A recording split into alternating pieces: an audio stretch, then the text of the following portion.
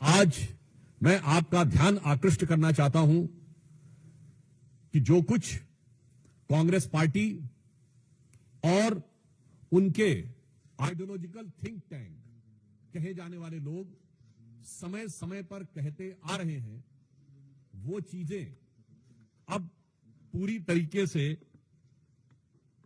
जनता के सामने आती जा रही है। ओवरसीज कांग्रेस के प्रेसिडेंट सैम पित्रोदा, जो कांग्रेस के आइडियोलॉजिकल थिंक टैंक के प्रतीक माने जाते हैं, उन्होंने आज चाइना को लेकर जिस प्रकार का बयान दिया है, उससे यह बात बहुत साफ हो गई है कि कांग्रेस पार्टी के चीन के साथ हुए करार का इजहार सैम पित्रोदा ने दिन दहाड़े कर दिया है। प्रत्यक्ष रूप से साफ साफ दिखाई पड़ रहा है। और ऑन द लाइटर नोट मैं कहना चाहूंगा, हिंदी में कहावत होती है, गुरु गुड़ रह गए और चेला शक्कर हो गए। मगर यहां जो चेला है वो तो गुड़ रह गए और गुरु चीनी हो गए। परंतु गंभीर बात यह है कि जिस प्रकार की बात सैम पित्रोदा जी ने कही है, वो भारत की अस्मिता, भारत की कूटनीति और भारत की संप्रभुता पर बहुत गहरा आघात है। उन्होंने इस प्रकार की बात कही कि चीन के साथ तो किसी प्रकार का विवाद ही नहीं है, जैसे भारत ही अग्रेसर की भूमिका में, यानी आक्रामक मुद्रा लिए हुए। और ये कोई उनका अलग बयान नहीं है। ये ओवरसीज कांग्रेस के चीफ है, यानी समुद्र पारी कांग्रेस के प्रमुख हैं। अब समुद्र पार से तो सोरस के सुर भी कांग्रेस के साथ मिलते हुए नजर आते हैं। परंतु यहां पर एक बहुत गंभीर बात है कि जो कुछ सैम पित्रोदा ने कहा है, ये कोई आइसोलेटेड इवेंट नहीं है, आइसोलेटेड स्टेटमेंट नहीं है। इसी भाव और इसी विचार के अनेक स्टेटमेंट राहुल गांधी पहले दे चुके हैं। याद करिए, राहुल गांधी जी ने विदेश में क्या कहा था कि चाइना ने बड़ा संघर्ष करते हुए ऊपर उठने का उदाहरण प्रस्तुत किया है उन चुनौतियों के बीच से।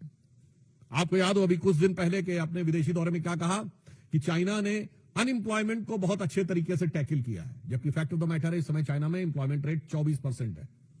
2023 में जनवरी से लेकर जुलाई के बीच में अनएम्प्लॉयमेंट रेट वहां पर बढ़ते बढ़ते हो गई 17-18%। और उन्होंने फिर जुलाई 23 से जनवरी 24 डाटा देना बंद कर दिया, फिर डाटा का बेस चेंज किया और जनवरी से लेकर अगस्त के बीच में किया, फिर बदले बेस पर भी वो 24% हो गई। मगर राहुल गांधी जी को उसमें बहुत महान चीज नजर आती है।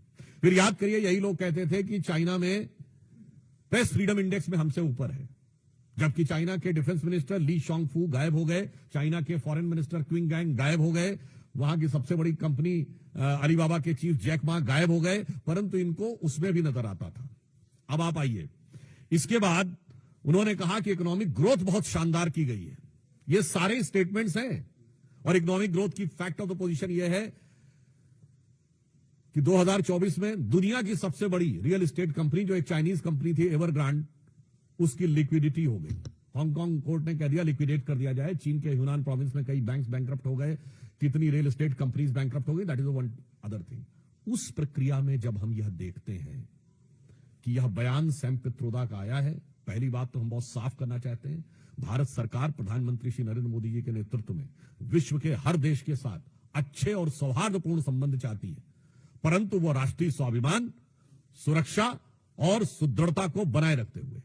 अब इसके बाद उनका यह बयान कहना, तो मैं पूछना चाहता हूं, यह गलवान के शहीदों का अपमान है कि नहीं? मैं कांग्रेस पार्टी से सीधे पूछना चाहता हूं। गलवान में जो हुआ, हमारे 20 सैनिक बलिदान हो गए, और उसके बाद यदि आपका ओवरसीज का चीफ इस प्रकार की भाषा बोलता है तो यह निंदनीय है, भर्त्सना योग्य है, और यह भारत और भारतीय सेना, भारतीय सैनिकों के बलिदान का घनघोर अपमान है।